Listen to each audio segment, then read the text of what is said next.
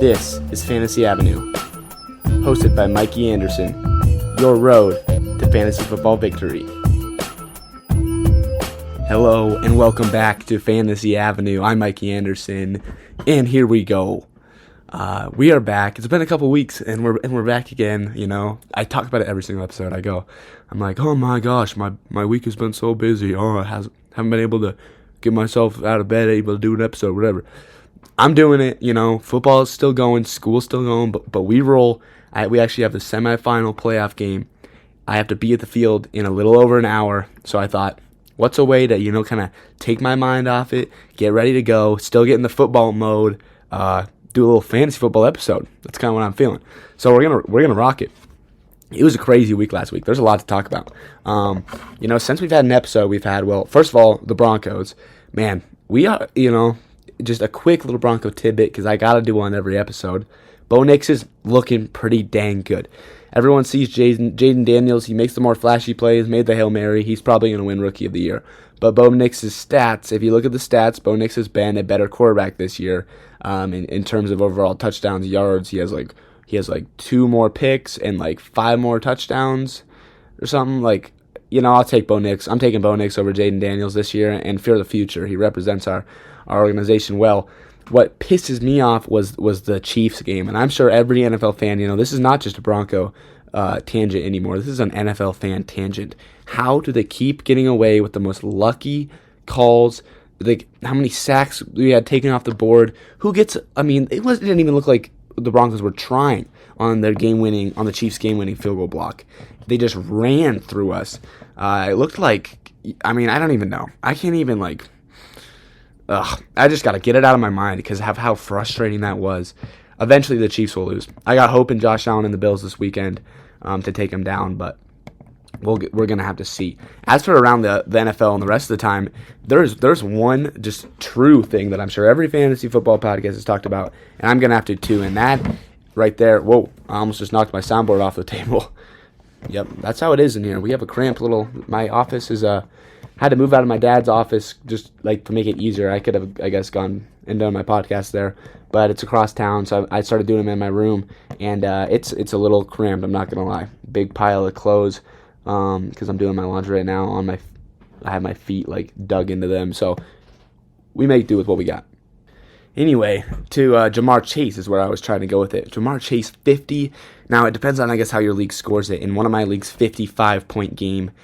In one of my leagues that I know that number well because I ended up going against him. And still, because I'm such a freaking animal, Joe Mixon got 12 points on that Monday night, and I ended up winning. So if you have Jamar Chase and you're losing that game, I don't know who it was, but you know who you were, and that sucks. So that's just something that I gotta talk about on the Fantasy Football Podcast. Let's look at some ads. Who are we thinking for the week? Man, I got a lot of notifications, people. I don't know if you guys know this about, fantasy football podcasters in general, but depends on who you are. You're probably pretty popular, and I'm glad to say that I'm one of those popular folk. Let's pull up the stats from last week. There's a couple main dudes that I want to talk about specifically for you to add, and they're guys that are not necessarily the stars of the show all the time, but they're dudes that you need to get your hands on. First of all, Kareem Hunt must be rostered in your league. If he's not rostered, that's one of the waiver wire pickups of the year, honestly. Austin Eckler, I really like Austin Eckler. He's finally getting catches out of the backfield, finally turning into a semi special player, honestly.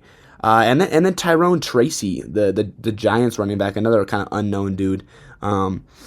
Inconsistent, but can get you points if you need it. If you look at the running backs from last week, there was no real surprises in terms of players that have been playing good this season that scored a lot of points. There was no booming player that you wouldn't have seen that from. The receivers, that's a completely different story. Your top 5 receivers are Jamar Chase, Marquez Valdez-Scantling, Calvin Ridley, George Pickens, and Tylan Wallace. Now, I'm not going to lie, Tylan Wallace, I've never even heard his name, okay? And the reason is he scored 5 points in one game this year, more than 5. He scored 20 last week. And yes, he's been active in every single game. So That's not necessarily something that I'm going to see happening. Marquez Valdez-Scantling is the exact same for me. He's been injured all year. His max score this up to this point was 2 points. So yeah, the top comment on on Sleeper has these little comment things. The top comment says, YouTubers ready to tell you to pick this guy up. No, I'm not going to tell you to pick this guy up. That's a fluke. Jamar Chase stands at the top, and honestly, I want you to ignore those other players because they are not dudes that you're necessarily going to want to see, okay? We go to tight ends, same thing. Travis Kelce, Mark Andrews. Then we have Tanner Hudson. Didn't know who that guy was until before this week. Sam Laporta, TJ Hawkinson. Now, TJ Hawkinson is finally back. I've had him. If he's available in your league, you got to pick him up. And I think there could be a chance he is. It took some real courage for me to hold on to him for the whole week, and for the whole the whole season. On my bench, just injured, but now he's back, and now he's proving that he's a star player in this league. A guy I want you guys to look at. But you go through the running back, receivers, and tight ends over last week, and that's usually how you kind of know who you're going to want to pick up. And it was hard. There was really not a main dude to think about. You go to the quarterbacks, you have Joe Burrow and Lamar Jackson as the 1 and 2. That was just a good game between two good quarterbacks that everyone is going to have in your league, okay? So I want us to ignore the skill position guys for the week who scored a lot of points. There's going to be some multiple positions that I'm going to talk about right now. Dudes that are not necessarily the flashy, or not even dudes, whole teams, if you want to go on the defensive side of the ball, that aren't necessarily flashy but are real big pickups for this week. I'm going to lay them to you right now. I think this is going to be a kind of shorter episode because I just don't have a lot. I don't have a lot to talk about. It's really been a quick and easy fantasy season. Or fantasy week. Last week I won all 3 of my matchups. That hasn't happened in a long time.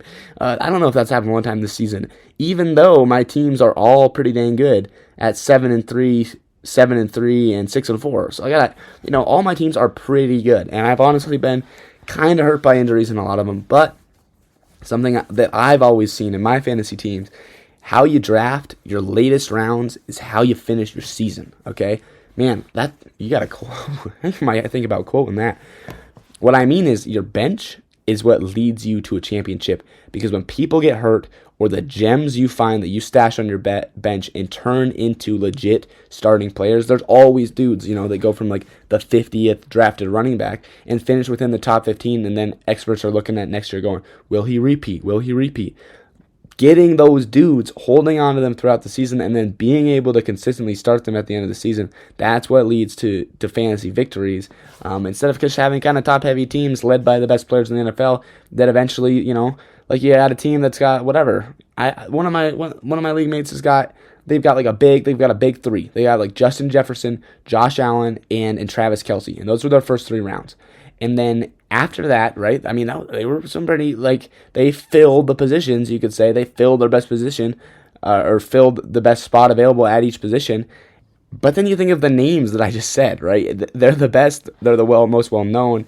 Those dudes are not, anyone knows who those guys are when you're coming into a draft, And those exact same dudes who are drafting the Justin Jeffersons are the guys who when it gets to the late rounds, are drafting Odell Beckham Jr., and then you get to week 14, Justin Jefferson has an off week, and your team loses, right? Because you can't rely on your star players every time.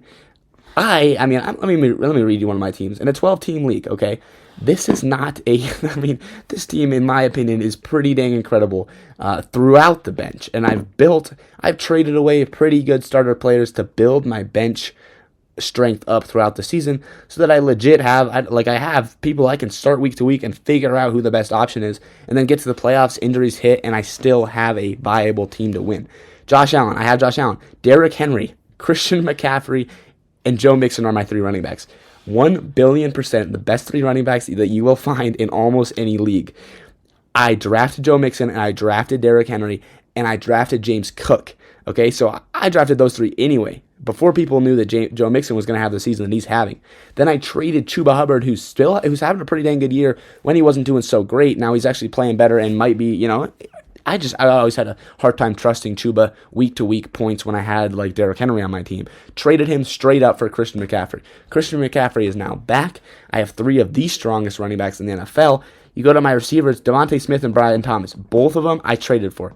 You want to know why? Well, I drafted Tyreek Hill and Jalen Waddle. I drafted a stack, thinking that in the past that stack has worked. Like, usually you do not want two receivers on the same team because they both don't produce. In the past, if Tyreek Hill went for 20, Jalen Waddle went for 15, you know? If Jalen Waddle scored a 70-yard touchdown, Tyreek Hill had 10 catches. It was like how it worked. Tua gets hurt, that plan completely fails, and I have to rework my receivers.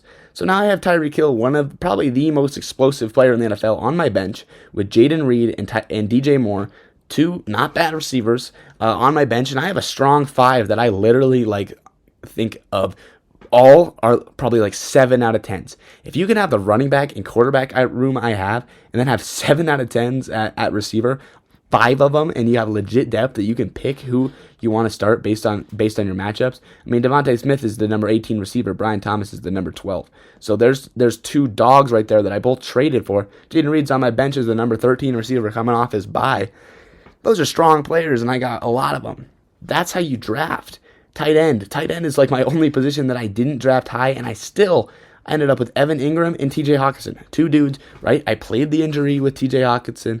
I've had him on my bench all year, like I was saying. Now I have 2 legit tight ends that I can alternate. Everything has been going the way that I hope for this league, and this is the league I'm gonna keep you guys updated on in the future, because I'm really confident that this league is gonna be a league that I can maybe, I don't know. I feel like I can maybe pull out a win here. It's a pretty big pot, and we have a thing where the waiver wires are not what you want to play off of either. Every single waiver transaction you make is $1, and I think I talked about this at the start of my season. A lot of the time, I drop a new defense, or I pick up a new defense and kicker every week based on matchups. Couldn't really do that this year. I mean, there's been a lot of times where I thought, like, should I pick up that dude and that dude as just a bench option that might be a little more reliable? And then I literally have to think of, like, no, is that worth $1? Because the dollars pile up. I think the highest. I'm interested to see how many transactions have been made in total, because I mean, some of the dudes in our league have made 50 waiver wire pickups, because they think that that's the best way that they're going to win the money, and then it's all worth it at the end, right? Because they're not losing anything, because they're just getting the pot, exactly what they put into the pot, they just get it, plus everyone else's. That's a risky strategy. Fantasy football is a lot of luck when it comes down to who plays good in the last week of the season. So I've been really careful with how I've spent it, and it's been a little weird, but at the same time, that's how you got to play the waivers, you know what I'm saying? Like, that is it, you know? So that's that. That's what's going to be for my little update. I thought I was looking at a short episode, and I was like, how do I spice this up? How do I talk about my ads and still make this like at least a 15-minute episode? All right. Now that I got that out of the way, I've got my ads for you, okay? I've got, I believe, three players, and they're not at any of the skill positions. I've got a kicker for you. I've got a defense for you. I've got a quarterback for you. And that's how we're gonna get through this. Let's start with the quarterback. Quarterback, man, I hit a little roadblock this week. I'm not gonna lie. Drafted Dak Prescott in multiple leagues. Or I guess I hit this roadblock like last week technically. Drafted Dak in a couple leagues, and he has not had a good season. I mean, he is always such an underrated fantasy quarterback because of how much hate he gets from the media, because he honestly doesn't play great all the time. But he just chucks the ball so much, you know. So I was like, okay, that's gonna be an option for me. And I would like to make a quick update, real quick. The Jags have ruled out Trevor Lawrence. Mac Jones will start at quarterback. I'm not gonna lie, Brian Thomas. I was just talking about him. It kind of scares me this week. Don't know if I'm gonna start him. Evan Ingram, I was talking about him as well. I'm gonna start T.J. Hawkinson over Evan Ingram this week. And I think you got to look at the Jags receivers there and be a little cautious. Anyway, so I had a quarterback problem, right? Because I have this quarterback that I thought would play well and that the media always hates, so I could get him for some value. He has not played well. He has earned his media hate this week or this year, and I had him in multiple leagues. So I was like, dang, who do I pick up? And then Russell Wilson, the Titanic to the Broncos, emerges out of the ocean. You know, like a flying shipwreck in SpongeBob, and it's like the Titanic is soared again. He is my haunted pirate ship for the week. he's gonna have to. He's risen out of the depths, and he's actually playing pretty good so far. And all I can do is hope for that consistency, because I have him in multiple leagues now. 55% available on the Sleeper app. So he's playing like a legit starting quarterback in the NFL. I don't think the Steelers have lost with him as a starter. And he's passed, like last week, he passed for like 270 yards and 3 touchdowns. Like, that's vintage Russ. Throwing to George Pickens reminds me of like Doug Baldwin. Reminds me of like the rookie or like second year DK Metcalf, that connection they had before he got traded. So he's a dude for you. I like him a lot, especially if you're in need of a quarterback. Now let's hit defenses, kickers, and then I'm out of here. Defenses, the defense of the week I want you to pick up. The defense, Rams. The Rams defense, coming off a big game last week, and you just love to see the Patriots on their lineup. Now, the Patriots, Drake May has not been playing bad, but the Patriots defense is super inconsistent, or Patriots offense, and mainly their offensive line is super inconsistent. I mean, their offensive line is one of the worst in the NFL. So, the Rams are going to get after him, okay? Similar to, the Broncos and Giants, two of the most pressuring defenses in the NFL. I love when I see those defenses going up against offenses with bad offensive lines. That's who you always want to look at. And the Rams are there as well. The Rams are going against an offensive line that I think they're going to take full advantage of. As Coach Yates would say, we're going to get after these guys. We're going to take advantage of these guys. Hopefully we do that tonight. My boy Diesel, hopefully you're starting to do that tonight, and that's how it's going to go, okay? So there's my defense of the week. Now, on to kicker. Before we get out of here, Jason Sanders, Dolphins kicker, very available in a lot of leagues as one of the highest scoring kickers in the NFL over the last 5 years. Jason Sanders, finally on a Dolphins offense that's back to the top, and I think that's why he's available in so many leagues. I mean, he's available in like 85% of leagues or something crazy like that, on one of the top scoring runs for a kicker over the last few years. He's always scoring points. He's always up there. You see a fall off of a lot of kickers this year. It's been weird. Even like the best kickers like Brandon Aubrey, Justin Tucker, dudes from last year, are just not scoring as many points. So if you can find a kicker that's available in a lot of leagues that's finally scoring, you just want to ride the hype train until the wheels fall off. All right. Well, that's going to be it for the episode. I'm signing out. I hope to see everybody that I actually know at obviously if I don't know you and you're just listening to this, you probably won't show up to the football game tonight. But if I know you, if you live in Bozeman, I hope you show up tonight. Wonderful to see you all. Mr. Miller, quick shout out to both Millers, the longtime OG, Mr. Miller, the football coach, and the new OG, Mr. Miller, my English teacher. I'll hopefully see you guys both at the football game. There'd be a problem if I didn't see football coach Mr. Miller at the football game. Someone would be off. I know Reese and Carter need their Mr. Miller help. Honestly, Reese needs help from both Mr. Millers. English Miller, I'm gonna have to just call you. You got to get that kid on track in class. He's addicted to online racing game. That's literally the name of the game, and it is. I'm not gonna lie, it's really fun. But you gotta lock in, Reese. That's my little tidbit.